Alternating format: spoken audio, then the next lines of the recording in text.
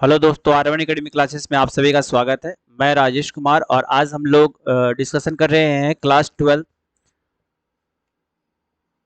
Maths chapter 1 का relation and function का most important MCQ question जो आने वाले एग्जाम अभी है जो 2024 में उसमें आएगा, कंफर्म है। और तो हर चैप्टर से हम लोग 20-22 क्वेश्चन चाहे 20-30 तो क्वेश्चन हम लोग डिस्कशन करेंगे। इसमें 22 क्वेश्चन है और ये बहुत ही मोस्ट इंपॉर्टेंट एमसीक्यू है। जो एमसीक्यू आएगा वो यहीं से आएगा, इसको आप लोग देख लीजिएगा, अच्छे से प्रैक्टिस कर लीजिएगा, याद भी कर सकते हैं, कोई दिक्कत नहीं है। तो चलिए हम लोग का जो पहला क्वेश्चन है वो ये है कि a इज इक्वल टू 1 2 3 दिया हुआ है यहाँ पे, है ना। और r is the relation defined on a as r is equal to दिया है 1 2 2 1 3 4 4 3। तो r बताना है क्या है। तो देखिए जब इस तरह का रिलेशन रहेगा ना, तो 1 2 फिर 2 1 रहे या 3 4 4 3 रहे, तो ये इस टाइप का रिलेशन सिमेट्रिक रिलेशन बुलाता है। कोई फंक्शन अगर ए बी है और बी ए है, इस तरह से फंक्शन रहता है, तो ये सिमेट्रिक का कंडीशन होता है, याद रखिएगा, है ना। चलिए दूसरा, ये relation is said to be an equivalent relation if and only if.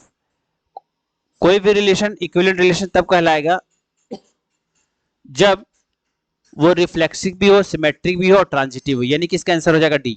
D इसका आंसर राइट आंसर हो जाएगा। Relation R is said to be a subset.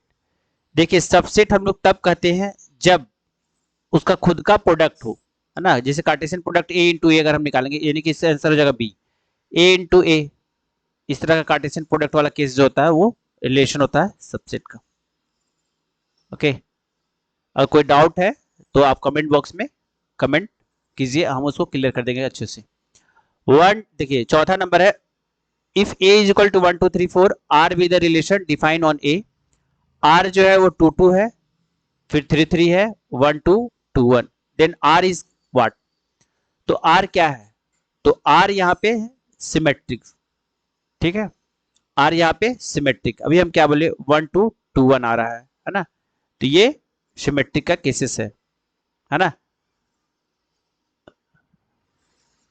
देखिए पांचवा क्वेश्चन, देखिए क्वेश्चन यहाँ पे 5 है कि if A is equal to x element of Z, और इसका जो वैल्यूज है एक्स का, वो वैल्यू है 0 से बड़ा और उसके बराबर, और एक्स से 6 से छोटा और उससे बराबर। तो बताना है कि ए क्या है। तो देखिए छठा में, तो ए जो है, सॉरी पांचवा का, ए जो है वो हो जाएगा, देखिए 0 भी कंसीडर करना और 6 भी कंसीडर करना, तो इसका राइट आंसर हो जाएगा 0 1 2 3 4 5 6, इसका राइट आंसर हो जाएगा। ओके, अब आता है छठा में यहाँ पे दिया हुआ A is equal to x element of Z, और एक्स का वैल्यू 2 से बड़ा और 2 के बराबर और 6 से छोटा और 6 के बराबर है। तो ये बताना है कि क्या होगा इसका, है ना। तो देखिए यहाँ पे हो जाएगा, देखिए दो, जो सेट ए है ओबियस है, 2 3 4 5 6, इसका राइट आंसर, क्योंकि दो दो भी लेना है, 3 भी लेना है, 4 भी लेना है, 5 भी लेना है, 6 भी लेना है ना। तो इसका राइट आंसर ये हो जाएगा f x is equal to f x plus 3। F inverse is क्या होगा। तो इसका राइट आंसर यहाँ पे ध्यान से देखना है, इसका राइट आंसर क्या हो सकता है ना। तो जब इस तरह का हम लोग एफ इनवर्स निकालते हैं ना, जैसे मान लो कोई एफ एक्स दिया हुआ है, उसका एफ इनवर्स निकालते हैं, तो एफ एक्स को मतलब 4x प्लस 3 इजिकल टू तुम वाई मान लो, तो यहाँ पे 4x इजिकल टू क्या जाएगा, वाई माइनस 3 हो जाएगा, और x इजिकल टू क्या आएगा, वाई माइनस 3/4 हो जाएगा, है ना। तो ये हो सकता है, ऐसे लिख सकते हैं हम लोग। तो इसको अगर एग्जैक्टली इसको रिप्रेजेंट किया जाए एफ इनवर्स में, है ना, एफ इनवर्स में अगर रिप्रेजेंट किया जाए, एफ इनवर्स एक्स जो हम लोग लिखते हैं, उसका राइट आंसर यहाँ पे हो जाएगा ए, ठीक है। F inverse x is equal x minus 3/4, इसको हम लोग लिख सकते हैं। नेक्स्ट देखिए, इस तरह का एमसीक्यू आता है, बहुत इंपॉर्टेंट है, वेरी वेरी इंपॉर्टेंट। दूसरा, R is the function of such that f x is equal to 2x plus 1, then inverse of f is, क्या हो सकता है ना। तो इसको ध्यान से देख लेना है यहाँ पे। देखिए इसमें कंफ्यूज नहीं करना है कि क्या होगा, है ना। इसका राइट आंसर जो है क्या हो सकता है, 2x plus one is equal to y और 2x is equal to y minus one, तो x इज इक्वल टू क्या आएगा y minus one by two. तो इसका राइट आंसर हो जाएगा क्या ए, इसका राइट आंसर हो जाएगा ए। ठीक है, तो 8 का हो जाएगा राइट आंसर ए, है ना। इसको अच्छे से देख लेना। अब आते हैं 9 नंबर पे, बहुत ही इंपॉर्टेंट एमसीक्यू 9 और 10 है। 9 10 बहुत ही इंपॉर्टेंट है ना।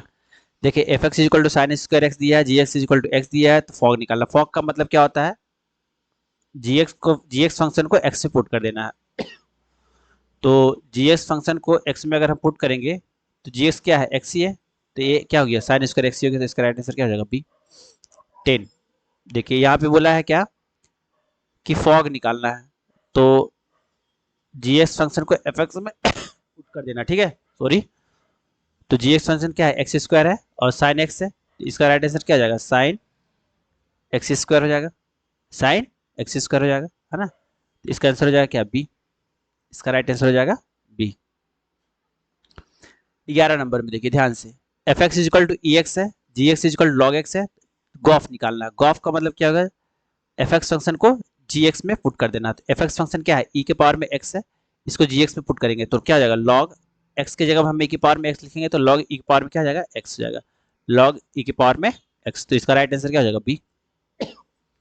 देखिए 12 नंबर में F x equal to log X है, जी x equal to sine X है, तो हमको निकालना है गॉफ। गॉफ का मतलब क्या हो गया, एफ एक्स फंक्शन को जी में पुट कर देना है, तो लॉग एक्स को इस एक्स के जगह में पुट करना है, तो क्या आ जाएगा साइन लॉग एक्स, इसका राइट आंसर हो जाएगा साइन लॉग एक्स, है ना। तो 12 हो जाएगा क्या ए, इसका राइट आंसर हो जाएगा ए। ओके, देखिए ये वाला क्वेश्चन बहुत ही इंपॉर्टेंट है। यहां पे बोला है A star B is equal to A B plus one, तो 2 और 2 स्टार 4 इज इक्वल टू क्या होगा, तो यहाँ पे समझिएगा, यहाँ पे ए की जगह में क्या दिया है, ए की जगह में यहाँ पे दे दिया है 2 और बी की जगह में दे दिया है 4, तो पुट कर दीजिए यहाँ पे 2 इंटू 4 प्लस 1 8, 8 1 9 हो जाएगा, इसका राइट आंसर क्या हो जाएगा सॉरी, इसका राइट आंसर हो जाएगा ए। देखिए ए ओ बी बाइनरी ऑपरेशन में दिया हुआ, तो इसको भी समझ लीजिएगा आराम से, ए ओ बी, ठीक है। तो 1 ओ 4, यानी ए की जगह में क्या है 1 है और बी की जगह में क्या है 4 है, इसको पुट कर देना है तो क्या आ जाएगा ए बी, है ना। तो ए इंटू 4/2 इसका स्क्वायर, तो 16/2 कितना जाएगा 8, इसका राइट आंसर क्या आ जाएगा 8। 14 का क्या आ जाएगा ए, ठीक है। इस तरह से इसका निकालना है। अब देखिए यहाँ पे फिर से इन्वर्स निकालना है, तो इसको तो आप खुद ही बता सकते हैं, वेरी सिंपल, है ना। इसको क्या करना है 2x minus 3 equal to sorry y ले लेना है, तो 2x इक्वल टू क्या होगा वाई प्लस 3 और x इक्वल टू क्या होगा वाई प्लस 3/2 हो जाएगा, तो इसका राइट आंसर क्या हो जाएगा 15 का ए, ठीक है, इसका राइट आंसर हो जाएगा ए। चलिए अब इसमें निकालिए, बहुत सिंपल है 16 का। देखिए फंक्शन निकालना है, फंक्शन दिया है f x equal to x square plus 2, sorry खांसी की वजह से सॉरी, है ना। तो एफ फंक्शन एफ एक्स को एफ एक्स में ही पुट करना है, तो एफ एक्स क्या है यहाँ पे एक्स स्क्वायर प्लस 2 है और इसको उसी की जगह पुट करना, तो यहाँ पे 2 लिख देते हैं, एक्स के जगह पे ही एक्स स्क्वायर प्लस 2 को पुट कर देना है ना। तो ये क्या हो जाएगा ए प्लस बी का होल स्क्वायर का फॉर्मूला में इसको तोड़ देना है, तो क्या हो जाएगा यहाँ पे ए स्क्वायर मतलब 4 हो जाएगा यहाँ पे, फिर x power 4 plus 4 x square plus 2, तो क्या हो जाएगा यहाँ पे इसको लिख सकते हैं हम लोग क्या x power 4 plus 4x square plus 6 लिख सकते हैं ना, इसको तो लिख ही सकते हैं, है ना।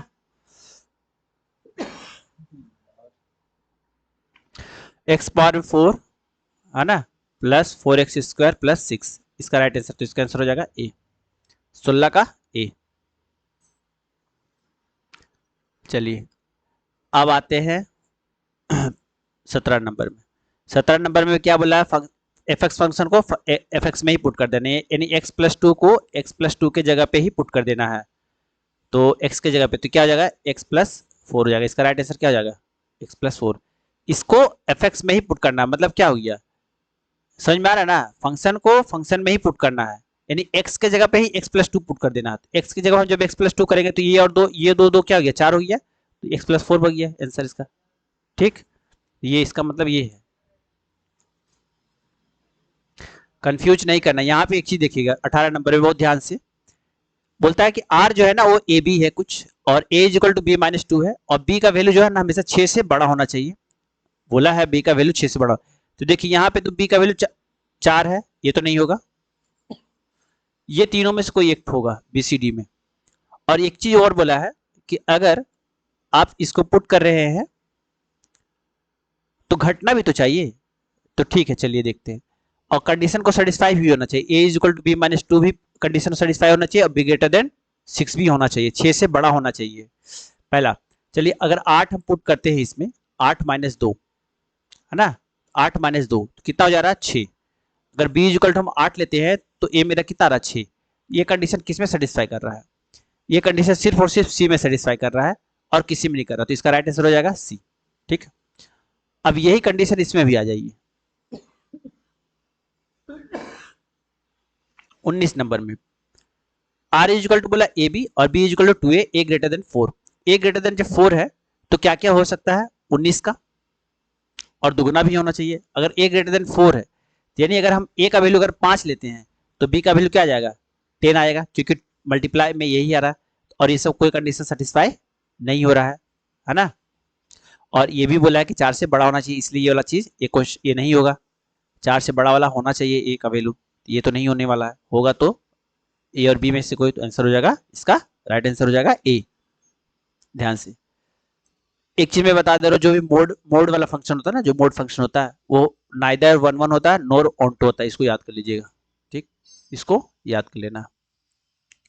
21 नंबर में ना, देखिए 21 नंबर में क्या होगा, जो एसोसिएटिव प्रॉपर्टीज होता है वो A star B bracket close B star C, और बाहर में A star B star C, ये होता है इसका राइट, है ना, राइट प्रॉपर्टीज। तो इसको हो गया एसोसिएटिव इसको लो। अब बाइनरीज में हम लोग क्या कहते हैं, सॉरी कम्यूटेटिव लॉ हम लोग उसको बोल सकते हैं, मान लो 2 एलिमेंट है उसका, अगर कम्यूटेटिव लॉ बोलेंगे तो A star B is equal to B star, ये हो गया इसका कम्यूटेटिव लॉ, तो इसको याद कर लीजिएगा। तो ये मोस्ट इंपॉर्टेंट आपका एमसीक्यू बेस्ड था। ओके, तो इसको देखिए, रिवीजन कीजिए बार बार। Okay, thank you.